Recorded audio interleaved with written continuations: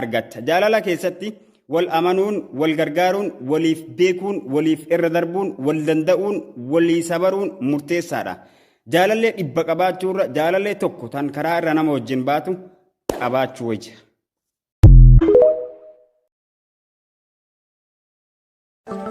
Jaalalli dhugaa seeraa fi heera mataa isaa qaba. Jaalalli dhugaa bifarraa hin hundaa'u. Jaalalli dhugaa maallaqarraa hin ijaaramu. Jaalalli dhugaa bareeduma hin filatu. Jaalalli dhugaa gammachuu jireenya keetiiti. Dhiirri dhugaan si jaallatu jaalala keerraa wanni inni barbaadu bifa keetii fi qaama kee qofa osoo hin taane halaaf amala gaarii qabaachuun.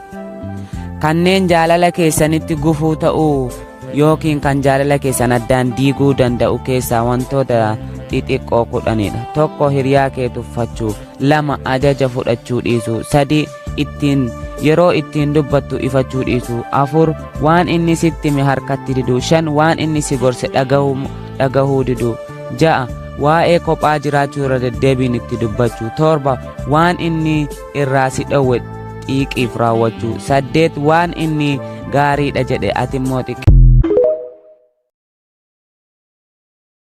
Fageenya daandii karaan achi narraa dhiibamtee takkaa naan jetteen beektu jaalalli kee naa gamte.